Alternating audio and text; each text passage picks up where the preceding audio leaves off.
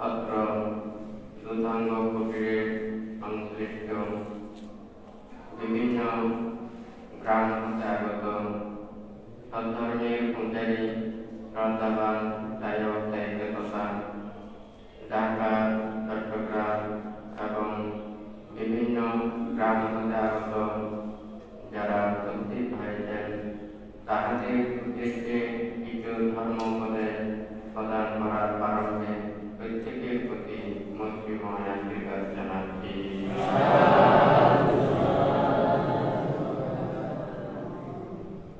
আপনারা যারা ধর্ম শ্রবণ করছেন আপনারা প্রত্যেকে সুন্দরভাবে ধর্মাচরণে বসুন এবং প্রত্যেকে চিরদিনের প্রতি শ্রদ্ধা উৎপন্ন করুন।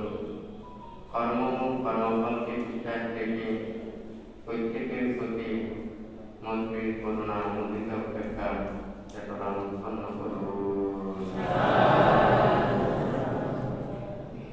বান্ধের গত শুক্রবারে সম্যক দৃষ্টি সম্পর্কে আলোচনা প্রদান করেছেন। সংক্ষিপ্তভাবে গত শুক্রবারে এই কথাটা বলছেন বান্ধের সম্যক দৃষ্টির অর্থ হচ্ছে সৎ সত্য বাস্তব যথার্থ। দৃষ্টি অর্থ হচ্ছে দেখা দর্শন করা আর সম্যক দৃষ্টির অর্থ হচ্ছে সৎভাবে দেখা যথার্থভাবে দেখা। কিন্তু আধ্যাত্মিক মার্গে যেভাবে বর্ণনা করেছেন দুঃখ জ্ঞান, দুঃখ সমুদয় জ্ঞান, দুঃখ নিরোধ জ্ঞান, দুঃখ নিরোধের উপায় জ্ঞানকে সম্যক দৃষ্টি বলেছেন। এখানে বান্ধে বলেছেন কর্মচক্ষু দিয়ে দর্শন করা, জ্ঞান চক্ষু দিয়ে দর্শন করা, প্রজ্ঞা চক্ষু দিয়ে দর্শন করা এক নয়। যেহেতু বুদ্ধ এখানে যে দুঃখ জ্ঞান, দুঃখ সমুদয় জ্ঞান, দুঃখ নিরোধ জ্ঞান, দুঃখ নিরোধের উপায় জ্ঞান এগুলো কর্মচক্ষু দিয়ে দর্শন করার জ্ঞান নয়। এটা জ্ঞান চক্ষু দিয়ে এবং প্রজ্ঞা চক্ষু দিয়ে দর্শন করার এই জ্ঞানটাই বুদ্ধ কেন বলেছেন। আজকে সেই বিষয় সম্পর্কে আপনাদেরকে আরো কিছু এখানে বান্ধে চেতনা প্রদান করবেন। তুই ওই থেকে সেটা শ্রবণ করবেন। আমরা যেটা কর্মচক্ষু দিয়ে দর্শন করি তাহাকে কিন্তু কেউ উপেক্ষা করতে পারে না। এটা আমাদের প্রতিটা মানুষ এটা প্রাণী দর্শন করে। বান্ধে কতবার বলেছেন কারণ আমরা এই চক্ষু দিয়ে সবাই কিন্তু একই রূপে দর্শন করি না। মন যখন ভিন্ন হয়ে যায়, চেতনা যখন ভিন্ন হয়ে যায়, আমাদের দর্শন কার্যও কিন্তু ভিন্ন রূপ ধারণ করে। যেমন সম্যক দৃষ্টি এবং মিথ্যে দৃষ্টি। সম্যক দৃষ্টিকে ওখানে কর্মচক্ষু দিয়ে দেখা, জ্ঞান চক্ষু দিয়ে দেখা, প্রজ্ঞা চক্ষু দিয়ে দেখা। আর যেমন এর বিপরীতে মিথ্যে দৃষ্টি। মিথ্যে দৃষ্টি ভ্রান্ত ভাবে দর্শন করা, ভুল ভাবে দর্শন করা, মিথ্যাকে দর্শন করা। এখানে যে সম্যক দৃষ্টি এবং মিথ্যে দৃষ্টির কথা বলেছেন তো ভারতে এখানে যেমন কর্মচক্ষু দিয়ে সবাই দেখে, কিন্তু জ্ঞান চক্ষু এবং প্রজ্ঞা চক্ষু দিয়ে না দেখলে অনেক সময় কর্মচক্ষু দিয়েও ভুল দেখা যায়। কারণ আমরা প্রত্যেকেই দেখি, প্রত্যেকের দর্শন কার্য কিন্তু এক নয়। কারণ দৃষ্টিশক্তির মানুষের তফাৎ রয়েছে। আমি সাধারণত যারা মানুষ যখন দৃষ্টিশক্তি হ্রাস পায় তখনও পর্যন্ত আমরা যেগুলো চোখের সামনে দেখি সেগুলো আমরা যথাযথভাবে দেখি না। কিন্তু আবার যদি মনের ধারা যদি অন্য কোনো কিছু চিন্তা করা হয়, তখন কিন্তু ভালো কেউ খারাপ, আবার খারাপ কেউ ভালো, শত্রুকে মিত্র, মিত্রকে শত্রু, ভালো কথাকে খারাপ কথা, খারাপ কথাকে ভালো কথা, এইভাবে নানান চিন্তা করা যায়। কারণ বাহিরের চর্মচক্ষু দিয়ে যাহা কিছু দেখা যায়, কিন্তু মনটাকে দেখা যায়। কিছু মানুষ বা কিছু কথা সেগুলো তো বাহিরের দৃষ্টিতে ভালো করে দেখা যায়, কিন্তু মনটাকে তো কাউকে দেখা যায় না। তাহলে সেই কর্মটা আমরা চর্মচক্ষু দিয়ে যা দেখি, তার যদি ভিতরের মনটাকে যদি না দেখে, তার চিন্তাটাকে যদি না দেখে, তখন কিন্তু সে ওখানে ভুল করতে পারে। কারণ চর্মচক্ষুর সেটা সাক্ষী রয়েছে, কিন্তু মনের ধারা কিন্তু একটা কোনো সাক্ষী নেই। আপনি যদি কোনো একটা দোকানের কাছ থেকে আপনি যদি ওখানে আপনার যদি কোনো কিছু খারাপ চেতনা না থাকে, তখন আপনি যদি সাধারণভাবে যদি গ্রহণ করেন এই চেতনা, আবার হচ্ছে চৌর্য চেতনা এক নয়। তাহলে চেতনা বিষয়ে যদি আমাদের যদি সেই চিন্তাটা যদি না থাকে, তখন কিন্তু দেখা যাবে যে কি আমরা যাহা কিছু সাক্ষী দেখতে পাই, এগুলো চর্মচক্ষু দিয়ে পাই, বিভিন্ন নিমিত্ত দিয়ে পাই, বিভিন্ন প্রমাণ দিয়ে পাই। কিন্তু মনের দ্বারা সেটা যদি না হয়, এটা কিন্তু কোনো প্রমাণ থাকে না। যেমন মনে করুন কোনো একটা ভিডিও অথবা কোনো একটা ছবি, এটা হচ্ছে একটা প্রমাণ। তখন কোনো মানুষের মনের মধ্যে কোনো কিছু পাপ নেই, অন্যায় নেই, অপরাধ নেই, কিন্তু দুইজন কেউ কাউকে চেনে, কিন্তু ছবিটা ভিডিওটা এমন ভাবে হয়েছে এটা মনে হয় একটা সম্পর্কযুক্ত, একজন অপরজনকে চেনে।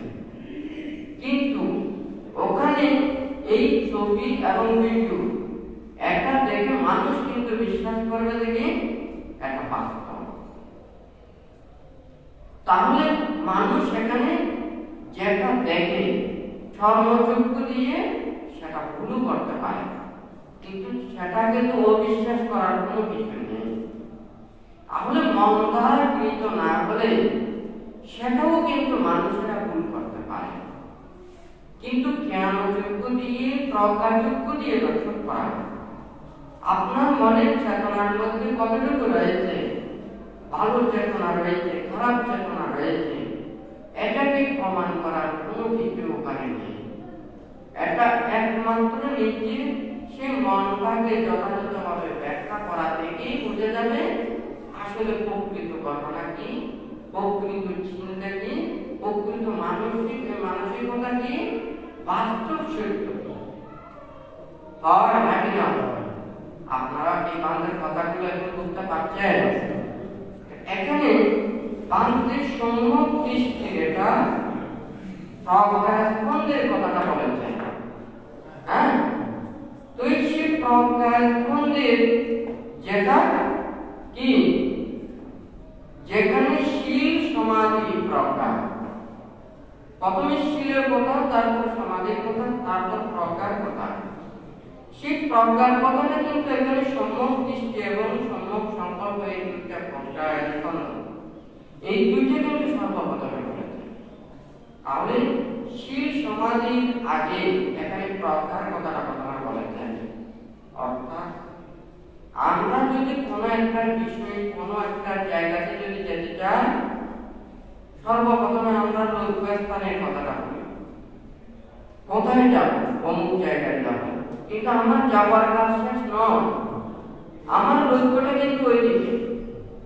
আমার যে আর্যস্থানিক মার্গের কর্মকর্তা হচ্ছে আমার প্রজ্ঞা লাভে, সেই লক্ষ্যস্থানটা সর্বপ্রথমে ওখানে বলেছেন।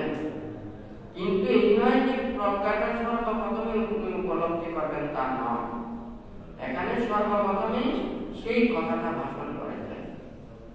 আমরা যেমন কোনো একটা জিনিস, গুরুত্বপূর্ণ জিনিসটাকে মানুষ সেটাকে জানার জন্য, বোঝার জন্য সেটাকে কিন্তু হাইলাইট করে ওখানে দেখানো হয়। সে যেন ওটা পড়তে পড়তে যাতে সে মূল্যবান যে গুরুত্বপূর্ণ কথাটা যাতে ওখান থেকে সে না পড়ে, বাদ না পড়ে, সেই জন্য ওখানে প্রথমে কথাটা বলে, যাতে সে পড়তে পড়তে সেই কথাটুকু যাতে ওখানে ভালো মনে পড়ে আর নাকি নয়। তাহলে এই যে প্রজ্ঞাস্পন্দের কথা সম্যক দৃষ্টি বুদ্ধ এখানে সর্বপ্রথমে দেশনা করেন। তাহলে সম্যক দৃষ্টির মধ্যেও ভাঙতে এটা আরো বলবেন, এই যে দুঃখ সত্য জ্ঞান, দুঃখ সমুদয়, দুঃখ নিরোধের উপায়, এই দুঃখটাকে কেন বলছে? হ্যাঁ, আবার আমরা যেভাবে ধর্মচক্ষু দিয়ে দুঃখকে দর্শন করি, তাহলে জ্ঞানচক্ষু দিয়ে কিভাবে আমরা দর্শন করবো? প্রজ্ঞাচক্ষু দিয়ে আমরা কিভাবে দর্শন করবো? কেউ এখানে দুঃখকে দেখতে পাচ্ছে না সেটা নয়। কেন এখানে দুঃখকে ভাবতে বলেছেন? আমরা দুঃখ পাওয়ার জন্য নয়, দুঃখের কথা চিন্তা করার জন্য। আমরা যে কর্ম করলে আমরা দুঃখ পাবো, কষ্ট পাবো, অশান্তি ভোগ করবো, তাহলে সেই কর্মগুলোকে পরিত্যাগ করার জন্য এখানে সাবধান বাণী সূত্রে ওখানে দুঃখের কথাটা বলেছে। কারণ কোন প্রাণী দুঃখ চায় না, সবাই সুখ চায়, শান্তি চায়, ভালো চায়, মঙ্গল চায়। আমি কেউ কষ্ট পেতে চায় না, দুঃখ পেতে চায় না। এখানে দুঃখের কথাটা ভাবতে যে বুদ্ধ বলেছেন, দুঃখ সত্যকে জানতে বলেছেন, সবাই কিন্তু ওখানে দুঃখ পেতে, লৈকিক যেটা চর্মচক্ষু দিয়ে সবাই এখানে দেখতে পায়। কে দেখে না? হ্যাঁ, জরা দুঃখ, ব্যাধি দুঃখ, মরণ দুঃখ, আমরা যা চাই তা যে আমরা পাই না, তাও দুঃখ। আমরা প্রিয় ব্যক্তির যে বিয়োগ হয় তাতেও দুঃখ, অপ্রিয় সংযোগ হলে এখানেও দুঃখ। এছাড়াও কায়িক বেদনা, মানসিক বেদনা, শোক সন্তাপ, পরিদেবন, এই দুঃখগুলোকে সবাই চর্মচক্ষু দিয়ে দেবে। তাহলে এই দেখাটা কিন্তু ওখানে জ্ঞানচক্ষু দিয়ে দেখা নয়, এটা প্রজ্ঞাচক্ষু দিয়ে দেখা। যদি একটা সবাই যদি জ্ঞান এবং প্রজ্ঞাচক্ষু দিয়ে দেখত, তাহলে আমরা এই কষ্টগুলো কেন পাচ্ছি এই কথাটা ভাব। তাহলে এই কর্মের ফলে আমি এই ভাব ভোগ করছি, এই কষ্ট ভোগ করছি, এটা যদি আমার যথাযথভাবে অন্তর দিয়ে জ্ঞান দিয়ে যদি বই দর্শন করি, তাহলে আমি ওই পাপ কাজ করব না, অন্যায় কাজ করব না। এইদিকে তো ঠিক আছে, আপনাদের যদি সহজ ভাষায় বলি, একটা আগুন জ্বলতেছে, আমরা যদি একটা হাত দিয়ে ধরি, আমাদের হাতটা কি করা যায়, আমরা ব্যথা পাবো। তখন কিন্তু যে জানে সে কিন্তু এটাকে কি করবে না, সে ধরবে।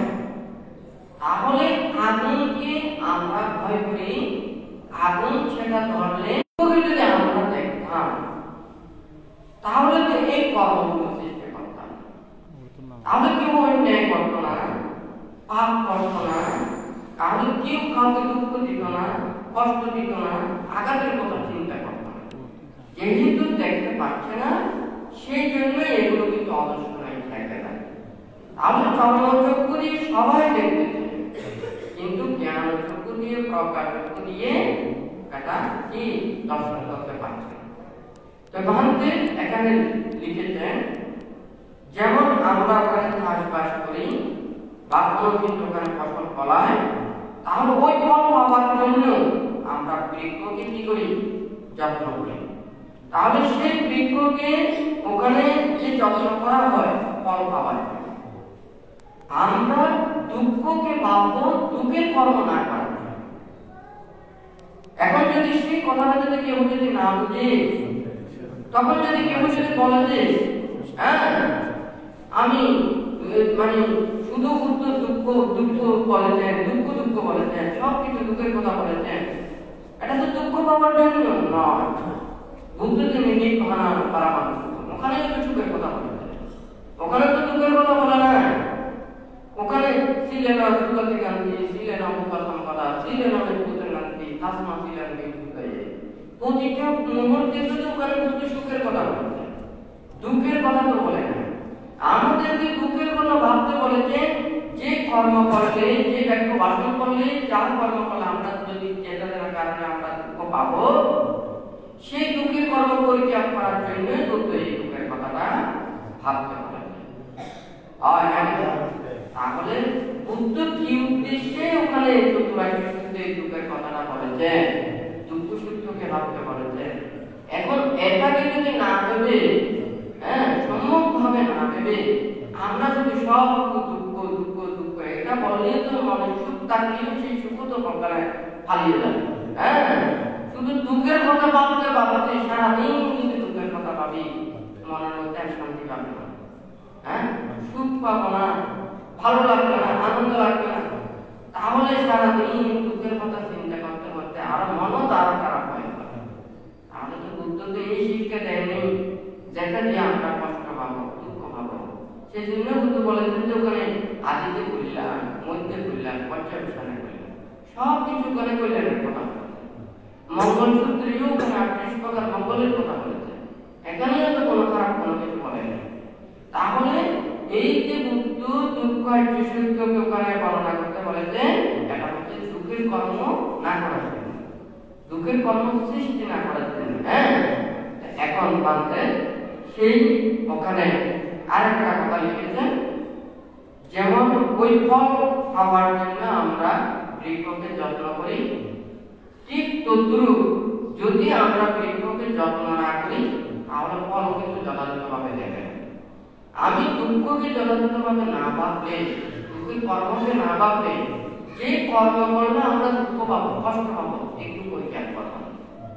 আর যদি নিন্দা না থাকতো, তিরস্কার না থাকতো, অপবাদ না থাকতো, দুঃখ না থাকতো, কষ্ট না থাকতো, অশান্তি না থাকতো, এইগুলো আমরা পরিত্যাগ করে, এগুলো না পাওয়ার জন্যই তো আমরা ধর্ম পথে চলি, সব পথে চলি, নীতির পথে চলি। আর নাকি যদি এখানে কেউ যদি নিন্দা না করে, তিরস্কার না করে, অপবাদ না করে, আমরা যদি দুঃখ না পাই, কষ্ট না পাই, সবাই যদি সুখে শান্তিতে থাকতাম, তাহলে এই কর্মপুণ্যের প্রয়োজন হতো না, সৎকর্মের প্রয়োজন হতো না, কুশল কর্মের প্রয়োজন হতো না। আর নাকি সর্বপ্রথমে আমরা ভালো পথে আসি, কেউ আমাকে নিন্দা না করবে না, তিরস্কার করবে না, কেউ অপবাদ দেবে না, দুঃখ পাবো না, কষ্ট পাবো না। সেই জন্য সুখের আশায়, শান্তির আশায়, প্রশংসার আশায়, একজন অপরজনের সুখ শান্তি পাওয়ার আশায় কি করি? সবাই ধর্ম পথে আসে, সৎ পথে আসে, ন্যায়ের পথে আসে। আর নাকি অথচ দেখা যায় এখানে কিন্তু ব্যতিক্রম কম রয়েছে। আমরা ফল যদি সঠিকভাবে যদি আমরা বুঝতে না পারি, তাহলে কিন্তু আমি যে ফল খেতে পারবো না, সেই ফলের গাছ থেকে কিন্তু আমি যত্ন নেব, তাহলে কিন্তু আমি উৎকৃষ্ট ফল পেতে পারবো। আমি যদি উত্তম ফল, সুনিষ্ট ফলের যদি বাগান করি, সেই গাছটাকে যদি যত্ন করি, এখান থেকে কিন্তু আমি ফল পাবো, সুনিষ্ট ফল পাবো। কিন্তু আমি যদি কাটা গাছ যদি ওখানে রোপণ করি, এটাকে যদি যত্ন করি, এটা কি দেবে? এটা কাটা দেবে। তাহলে সেই কাটা প্রাণীরা উঠবে এবং প্রাণীরা জ্বালা যন্ত্রণা পাবে। তাহলে কাটার গাছ রোপণ করলে মানুষদেরকে সেইভাবে, প্রাণীদেরকে কি এইভাবে জ্বালা যন্ত্রণা করতে হবে। আর তাহলে একটা মানুষ যদি একটু চিন্তা করে, ভাবে, কোন মানুষ কিন্তু এই যে ভারতে অষ্টম উপধর্মের ওখানে যে বলেছে, সবাই সুখ চায়, দুঃখ চায় না, সবাই প্রশংসা চায়, কেউ নিন্দা চায় না, কেউ লাভ চায়, কেউ অলাভ চায় না। সবাই কিন্তু কি ওখানে লাভ চায়, সুখ চায়, যশ চায়, প্রশংসা চায়। তাহলে সবাই এটা চায় কেন? এইটা ভালো কর্মপথে আসার জন্যই এটা। আর যদি এটার যদি মূল্যটাই যদি না থাকে, কে ভালো কর্ম করবে, কে সৎ পথে চলবে, কে ন্যায়ের পথে চলবে? কারণ এটার তো মূল্য নেই। আর নাকি মূল্যায়নটার উপরে নির্ভর করে একটা জিনিস সৃষ্টি করে। আমাদের যা কিছু এখানে প্রযুক্তি হোক, যা কিছু মানুষ সৃষ্টি করছে এখানে সব কিছু মানুষের কল্যাণ, কিন্তু আমরা এটাকে কল্যাণ রূপে কয়জনে গ্রহণ করতেছি, আমি ভালো রূপে কয়জনে গ্রহণ করতেছি। আমাদের মন যখন খারাপ হয়ে যায়, ভালো জিনিসও তখন খারাপে আমরা উপান করে যাবে। আর গান্ধী ওখানে দেশে বলেছেন, গরু যখন একটু দুধ দেয়, সেই দুধগুলো তো ভেজাল থাকে না, দুধগুলো তো ঠিকই থাকে। লাভের আশা, লোভের আশা, তখন কিন্তু সে কিন্তু এই দুধকেও কিন্তু ভেজাল করে মানুষ। আর গরুটি কি ওখানে মানে ভেজাল দুধ দেয়নি, কিন্তু মানুষ লাভের আশায়, লোভের আশায় সেই বিশুদ্ধকেও অশুদ্ধ করে দেয়। আর তো জিনিসগুলো সব যেগুলো মানুষের জন্য সৃষ্টি করা যায়, এগুলো সব তো ভালো, কিন্তু মানুষের মন যখন ময়লা হয়ে যায়, মানুষের মন যখন খারাপ হয়ে যায়, লোভ দেশ মনে যখন বশীভূত হয়ে যায়, তখন কি সেই কিন্তু আর কোনো বিষয়টাই জ্ঞানগুলো থাকে না। তখন ভালো জিনিসও কিন্তু খারাপ ভাবে মানুষ ব্যবহার করে। আর এখন তো সেই জন্যই আমাদের এখানে যে সম্যক দৃষ্টি, মিথ্যে দৃষ্টির কথাটা বলছেন। হ্যাঁ, এখন যদি আমি যদি এখানে যা কিছু করে, যেমন লৌকিক ভাবে বাংলা এখানে বলেছেন কি, যেমন জাতি বিদুঃখা, জরা বিদুঃখা, ব্যাধি বিদুঃখা, মরণান্তি দুঃখা, তারপর দুঃখা পারে দুঃখ দুর্মানত্ব পায় নাপি দুঃখা, হ্যাঁ, আপি সাম্পা যোগো বিদুঃখ, এই দিব্য যোগো বিদুঃখ, ইয়াম বিচ্ছন নারাবাদি নাপি দুঃখা, সংকীর্তে না পঞ্চপাদানা কান্দা দুঃখা। তো এখানে দুঃখগুলো তো সবাই দেখবে, তবে জাতি দুঃখ, আমি জন্ম লাভ করে, প্রাণীজন জন্ম লাভ করে দুঃখ, কি জন্য দুঃখ? ওখানে জরা দুঃখ, ব্যাধি দুঃখ, মরণ দুঃখ, এইগুলোর দুঃখের কারণে জন্ম না হলে আমাদের কিন্তু এটা এই দুঃখটা পেতে হয়।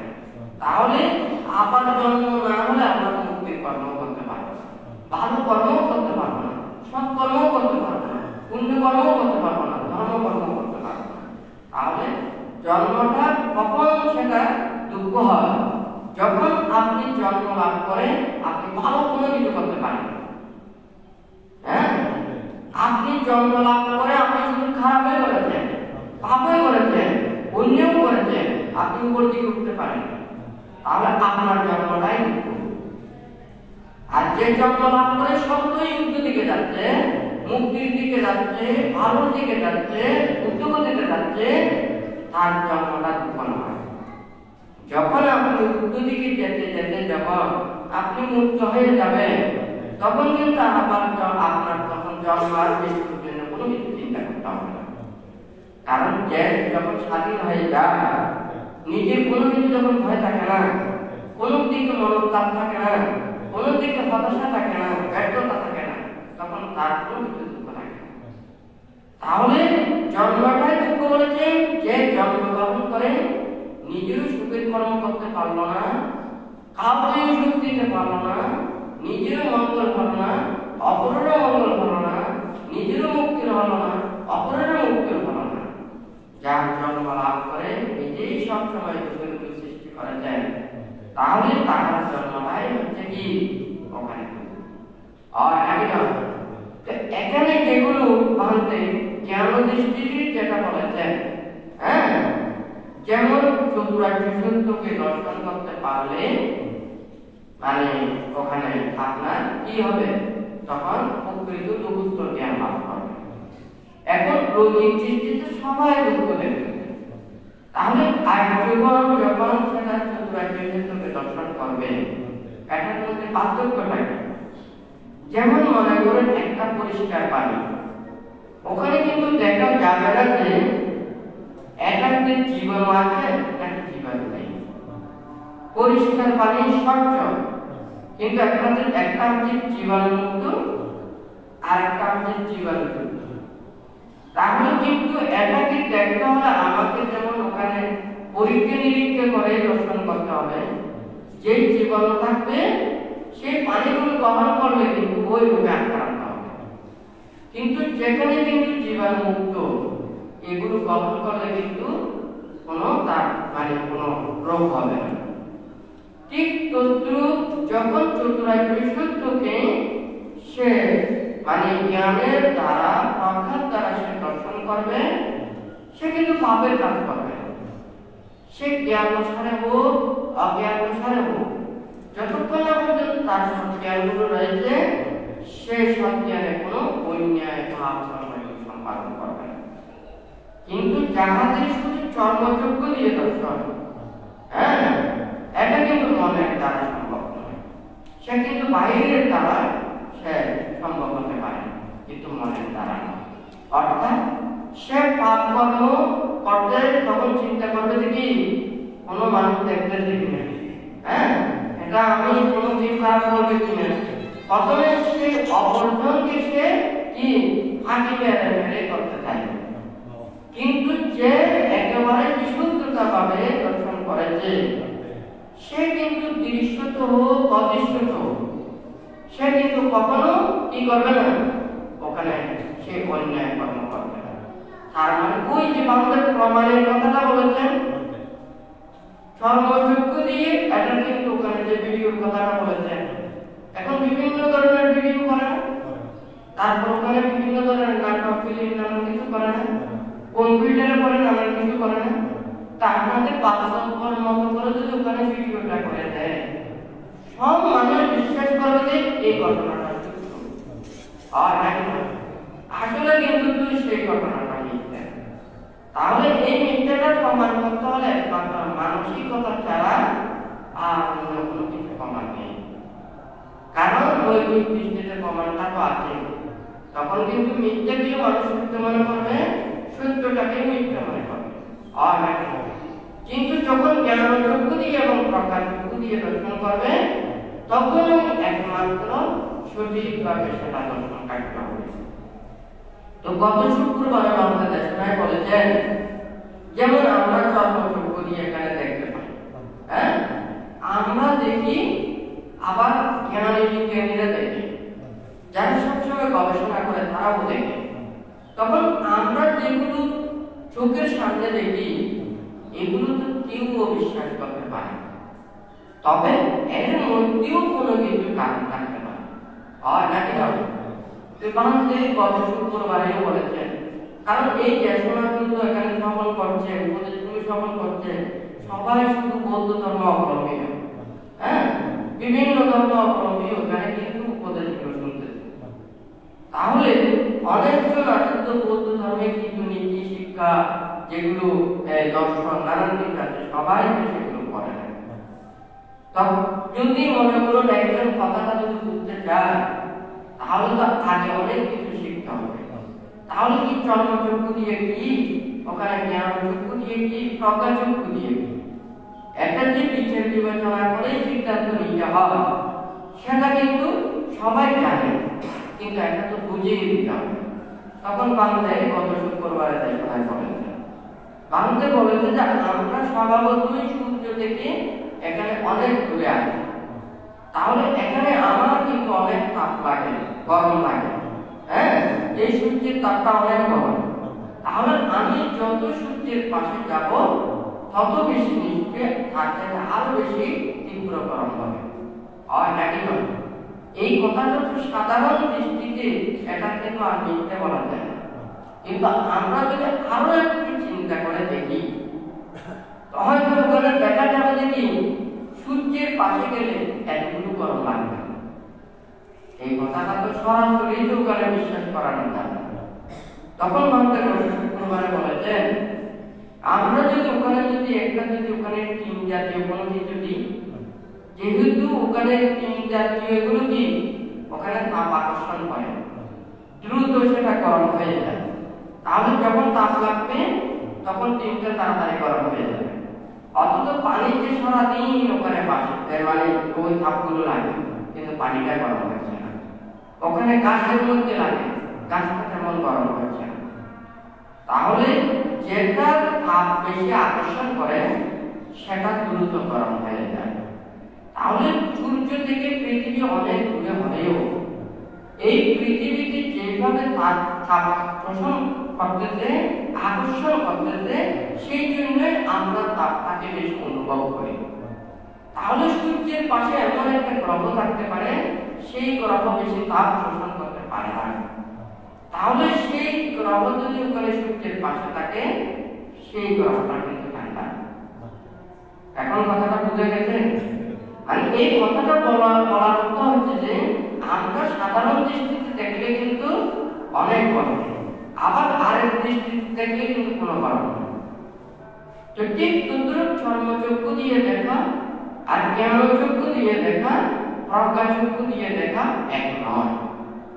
একজন মানুষ চর্মচক্ষু দিয়ে সবাই দেখে, কিন্তু আমাদের বিবেক জ্ঞান এগুলো দিয়ে যথাযথভাবে দেখলে তাহলে তো কোনো মানুষ এই পাপ কাজ করবে না, অন্যায় করবো না, কে কাউকে দুঃখ দিত না, কষ্ট দিত না।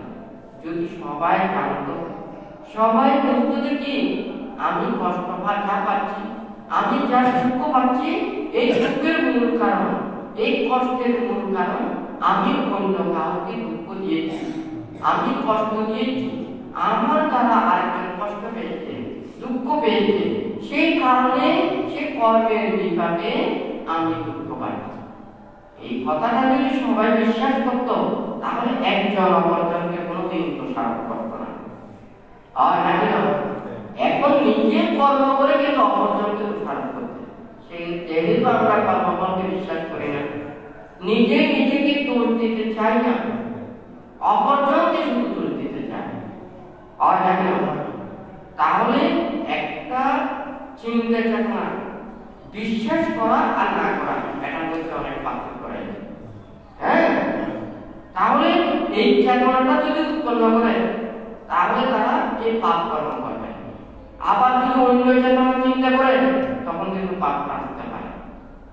আমরা যদি কোনো একটা কাঠের উপরে যদি ওখানে যদি মানে তেল যদি লাগাই দিই, হ্যাঁ, ওখানে পানি দিলে কাঠ কিন্তু ওখানে পানি শোষণ করবে।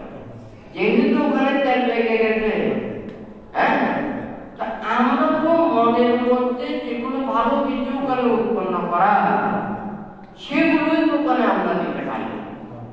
হ্যাঁ, যদি মনের মধ্যে যদি একটা ভাবত তাহলে তার মনের মধ্যে কোনো কিছু ভাবটা উৎপন্ন হতো না। আর নাকি তো এখানে যে কথাটা হচ্ছে বাংলাদেশ মানে যে উপদেশ